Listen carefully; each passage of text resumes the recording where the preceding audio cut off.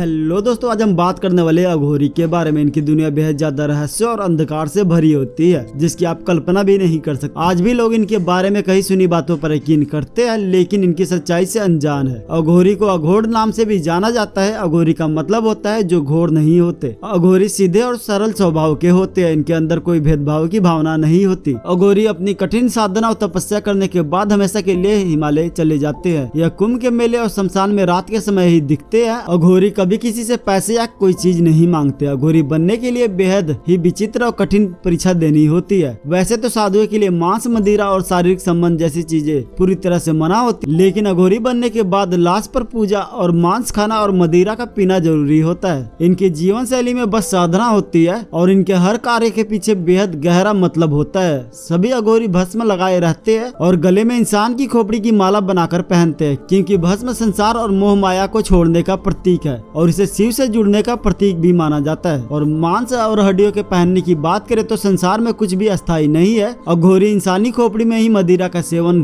और खान पीन करते हैं। हिंदू धर्म के अनुसार एक बार शिव जी ने ब्रह्मा जी का सिर काट दिया था, जिनका सिर लेकर उन्होंने पूरे ब्रह्मांड का चक्कर लगाया था। यही वजह है कि अघोरी हमेशा इंसानी खोपड़ी को अपने पास रखते हैं और एक गाय के मांस को छोड़कर सभी प्राणी और इंसान के मांस को खाते हैं। ऐसा इसलिए कि वह किसी में भेदभाव नहीं करते और न ही किसी सीमा में बंद कर रहते हैं। ज्यादातर अघोरी शमशान में पाए जाते हैं, जो देर रात तक ध्यान में मगन रहते हैं। वह शमशान को भगवान शिव का ही स्वरूप समझते हैं और शमशान का अर्थ होता है जहाँ सबकी शान बराबर होती है। शमशान एक ऐसी जगह है जहाँ राजा, रंग, चोर और भिखारी सभी समान होते हैं और अघोरी भी सभी को समान रूप से देखते हैं। अघोरियों के बारे में यह भी कहा जाता है कि यह तंत्र मंत्र से शक्ति प्राप्त करते हैं और आत्माओं से भी बात करते हैं। और अघोरी गुप्त ध्यान और पूजा विधि द्वारा काली शक्तियों को भी प्राप्त करते हैं और यह मृत लोगों से भी बात कर सकते हैं। अघोरी बेहद ही जिद्दी होते हैं और लोगों से बात नहीं करते और इनके आशीर्वाद और श्राप से लोगों की जिंदगी बदल जाती है। अघोरी विद्या से पता चलता है कि दुनिया में कुछ भी सत्य है तो वह है शिव जी। शमशान में कुछ रात बिताने के बाद यह अघोरी वापस हिमालय चले जाते हैं, जो शिव के भैरव रूप की पूजा करते हैं। हिंदू शास्त्र के अनुसार भगवान शिव ने खुद अघोर पथ की स्थापना की थी।